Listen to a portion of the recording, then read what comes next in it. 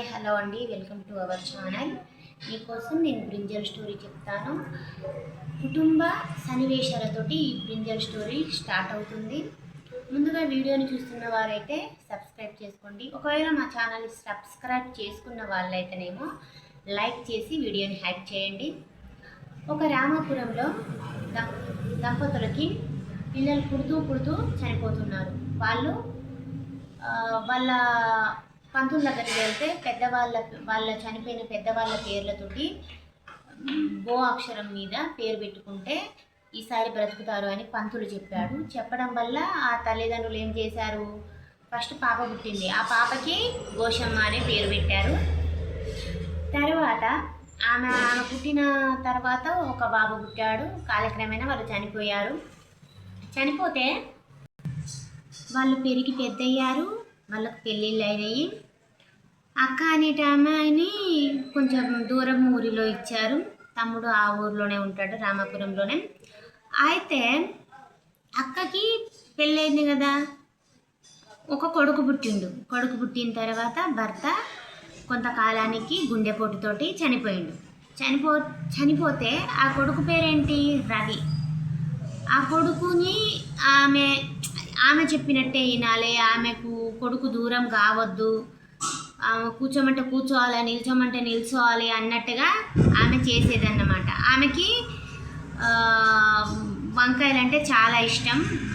వంగ పువ్వు తోట, వంకాయల చెట్టు తోట ఇంటి చుట్టూ పాతుకుందన్నమాట. వంకాయలు కాసినాయి. ఆ కొడుకుకి కొంచెం పెరిగి పెద్దగా అవ్వగానే పెళ్ళి చేయాలి అనే ఆలోచన ఆమెకు కలిగింది. కానీ కొడుకు మాత్రం ఆమె ఆధీనంలో ఉండాలి అనే ఉద్దేశం ఆమెకున్నది. అయితే ఆల్మోస్ట్ ఎవరికైనా అంతే ఉంటుంది.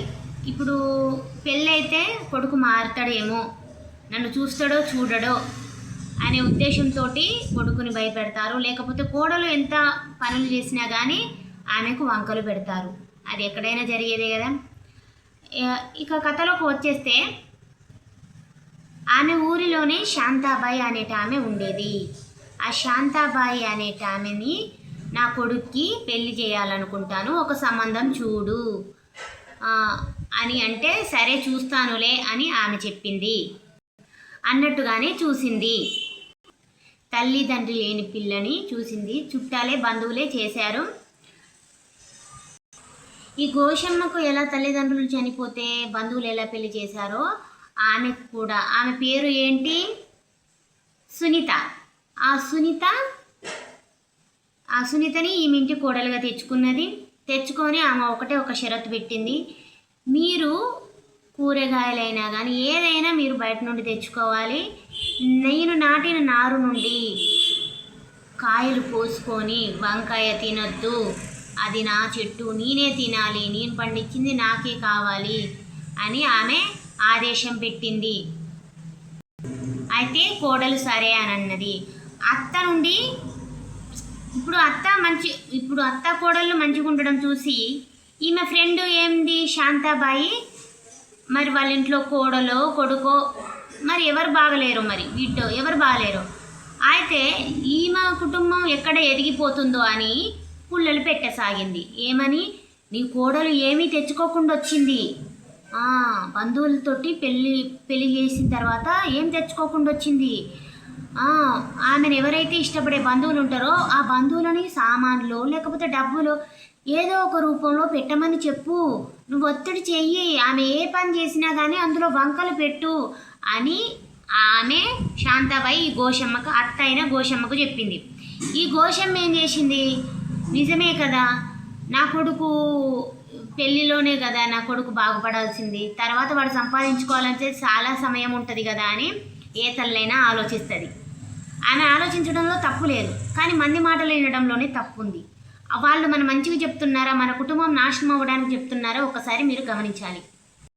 అయితే ఈ సునీత కడుపుతో ఉంటే అత్త ఏమన్నది, ఇదిగో నేను మా తమ్ముడు ఇంటికి నేను వెళ్తున్నాను, మీరు ఏమైనా కూరగాయలు కావాలంటే తెచ్చుకొని వండుకొని తినండి, కానీ ఈ వంకాయలు మాత్రం కొయ్యమాకండి, కోసి వండుకోమాకండి, నేనైతే ప్రాణాలతో ఉంచను అని ఆమె వార్నింగ్ ఇచ్చి ఊరెళ్ళింది.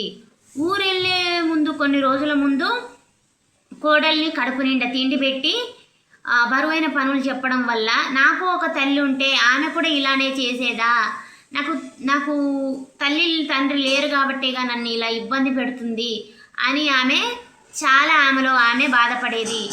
ఇప్పుడు భర్తకు చెప్తేనేమో వాళ్ళని విడదీసిన వాళ్ళలాగా అవుతుందేమో, నాకు అండ ఆదరు నాకెవరున్నారు అనే ఉద్దేశంతో ఆమె ఓపిక పడుతూ ఉంటే ఈమె మంది మాటలిని ఇంకా ఇబ్బంది పెట్టసాగింది. అయితే ఇక అత్త పోతూ పోతూ చెప్తే, సరే అత్త, నేను నీ మొక్కల ఉన్న కాయలని నేను కోసుకొని తినను, అవసరమైతే నేను బయట ఉండింది తెప్పించుకొని తింటాను అని చెప్పింది.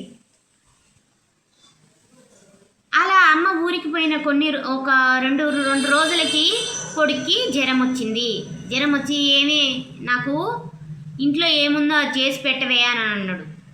అయితే సునీత ఏం చేసింది, ఏమండి ఇంట్లో ఏం లేవండి, కూరగాయలు అయిపోయినాయండి, మీరు తీసుకురండి అని అన్నది.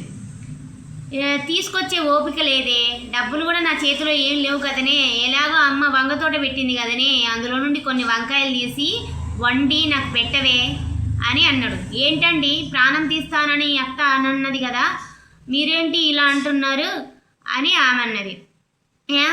కొడుకు తిన్నానంటే ఏం అనుకోదులేవే, ఆమె ఆదస్తపు మనిషి, ఆమె అట్లనే అంటదిలేవే, ఏం కాదులేవే, నువ్వు వండు అని అంటే కొన్ని కోసింది వండింది పెడితే మొత్తం ఆ కొడుకే తిన్నాడు.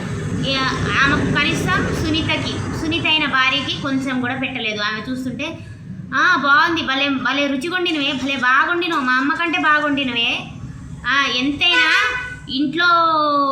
ఇంట్లో పెంచుకున్న కూరగాయలకి బయట కొన్న కూరగాయలకి చాలా తేడా ఉంటుంది, రుచి చాలా బాగుంది అని అనుకుంటూ ఒక్క ముద్ద కూడా పెట్టకుండా మొత్తం ఊడ్ చేసుకొని మొత్తం తినేసిండు.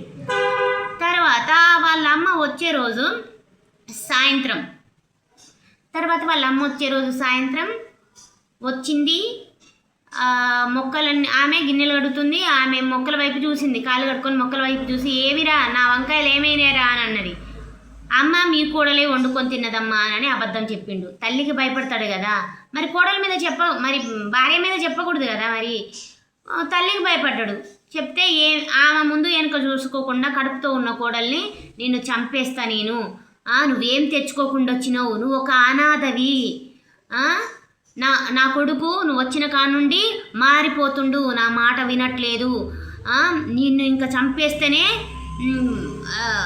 దరిద్రం విరగడవుతుంది అని ఆమెని తీసుకొని పోయింది. ఒక బస్తా నిండా చిత్కాగితాలు తర్వాత అక్కడ ఒక అడవి తీసుకెళ్ళింది కొడుకుతో పాటు. మరి అయినా కూడా అప్పటికి చెప్పట్లేదు. అయితే ఇందులే అమ్మ అదే తిన్నదమ్మా, నేను వద్దమ్మా అని అన్నా, వద్దే ఇంట్లో ఏమన్నా ఉన్నాయేమో వండవే, లేకపోతే బయటికి పోయితేవే, అవి వద్దు, మా అమ్మ పెంచినవే, మా అమ్మ ప్రాణం తీస్తుంది అని నేను చెప్పినా కానీ అది వినలేదమ్మా అని ఆయన అబద్ధం చెప్పిండు.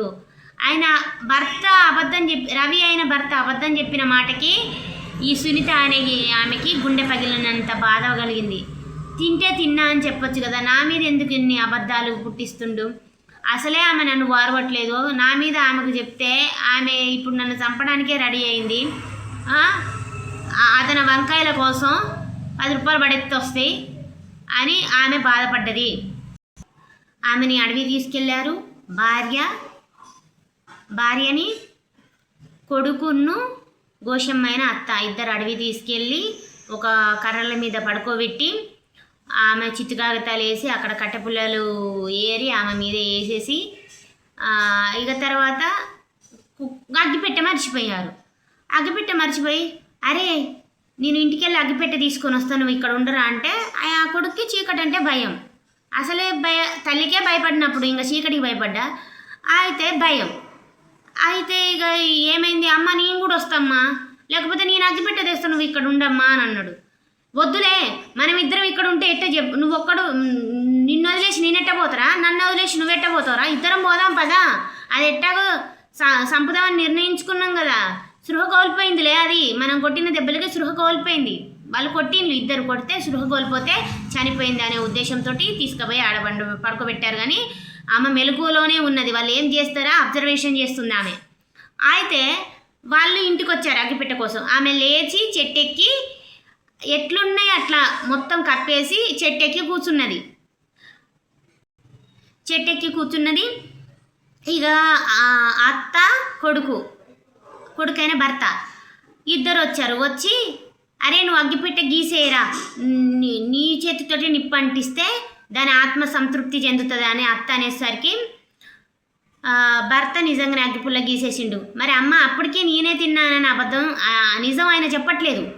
అయితే పైన ఉన్న కోడలు చూస్తుంది, సునీత ఆయన కోడలు చూస్తూ కడుపుతో ఉన్న నన్ను, నేను మామూలు మనిషినైనా బాగుండు కానీ కడుపుతో ఉన్నానని చూడకుండా ఈయన నా మీద అబద్ధం చెప్తూ తల్లికి భయపడుతూ నన్నే చంపాలని చూసిండే ఈయన, నాకు ఎలాంటి భర్త దొరికిండు అని ఆమె చాలా బాధపడుతుంది. పైనుండి ఏడుపు ఒక్కటే తక్కువ ఉంది కానీ సౌండ్ చేస్తే ఆమె పైన ఉన్న సంగతి వాళ్ళకి తెలిసిద్ది అనే ఉద్దేశంతో సౌండ్ చేయలేదు. ఇక కొడుకు నిజంగానే అగ్గిపుల్ల గీసేసేసరికి అమ్మ కాలుతుంది కానీ కేకలేం రావట్లేదు ఏందే అని కొడుకు అనేసరికి పైనుండి కేకలేసింది.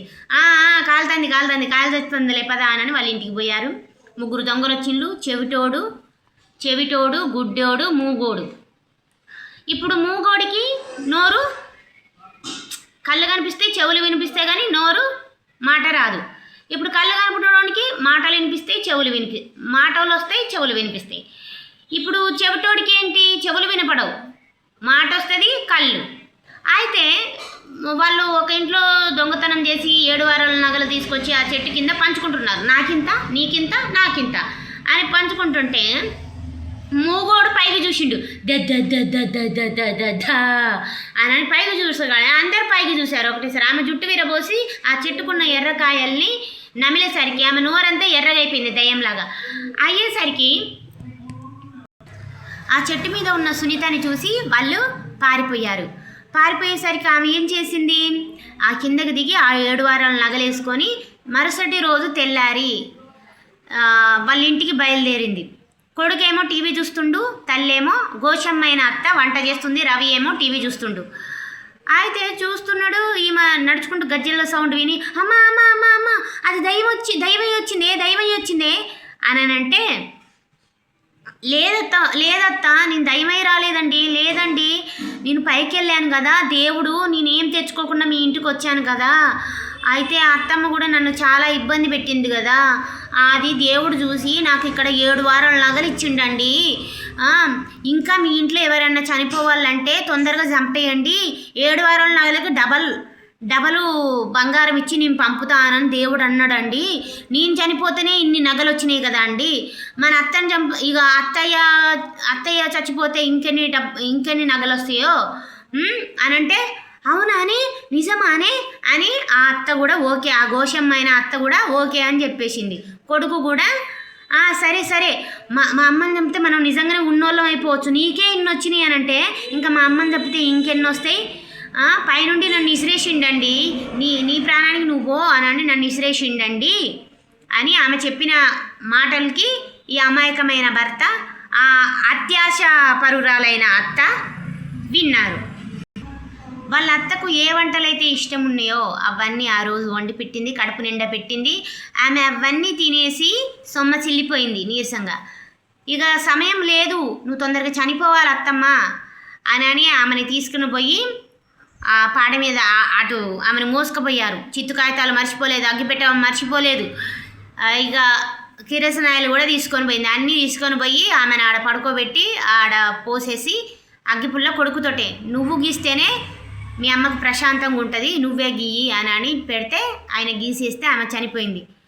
చనిపోయేటప్పుడు ఆమెకు కూడా ఒక బాధ అనిపించింది. కడుపుతో ఉన్నప్పుడు వాళ్ళ వంశమే కడుపుతో ఉన్నప్పుడు నన్ను చంపాలని చూసింది, ఎప్పటికైనా నా చావు తప్పదు, అదే ఈమె చచ్చిపోతేనే మాకు ఒక అడ్డు అనేది తొలుగుతుందని కోడలు అనుకున్నది. కానీ అది కూడా తప్పే, చంపకూడదు, అర్థమయ్యేటట్టు చేయాలి. కానీ ఆమె చంపేసింది. అదే వంకాయ కూర కోసం ఆమెను చంపేసింది. ఆమెని ఈ కోడలే చంపాలనుకుంటే ఆమెను చంపేసింది. కాలు చచ్చిపోయింది. కొడుకు వాళ్ళు ఇద్దరు ఇంటికి వచ్చారు. ఏంటే నువ్వు చనిపోయిన తెల్లారే 7 వారాల నగలు వేసుకొని వచ్చావు, మరి మా అమ్మ అంటే సంవత్సరం దాటింది ఇంకా రాలేదేంది అని అంటే అప్పుడు ఆమె నిజం చెప్పింది. ఏంటండి నువ్వు మీ తల్లికి భయపడి నన్ను చంపాలని చూసినవే, మరి మీ అమ్మ పోతే నీకు ఆ బాధ ఎలా ఉంటుందో నేను ఇప్పుడు చేశానండి. ఎప్పటికైనా నన్ను ఇద్దరు కలిసి చంపుతారేమో అనే భయంతో నేను చంపేశానండి అని అని చెప్పేసరికి కొడుకు చాలా బాధపడ్డాడు. మా అమ్మ రావట్లేదు అని బాధపడ్డాడు. తల్లి సంతన పెరిగిండు కదా. ఈ కథ ముఖ్య ఉద్దేశం ఏంటి అంటే మంది మాటలు వినడం వల్ల వాళ్ళ కుటుంబాన్ని వాళ్ళే నాశనం చేసుకున్నట్టు. కొడుకు కోడలు ఎక్కడున్నా కానీ వాళ్ళు సంతోషంగా ఉండాలి అనుకోవాలి. అంతేగాని ఆమెకు అవి కొంటున్నావు ఇవి కొంటున్నావు నీ మాట వినాలి అని చెప్తే ఎప్పటికీ మాట వినరు. అసహ్యం పెరుగుతుంది, కోపం పెరుగుతుంది. ఆమె అలా చేయాలనుకున్నది చేసేసింది. కానీ ఆమె కూడా చాలా బాధ అనిపించింది. కోడలు కూడా అలా చేయకూడదు. ఓకే, వీడియో నచ్చినట్టయితే లైక్ అండ్ సబ్స్క్రైబ్ చేయండి. Bye friends.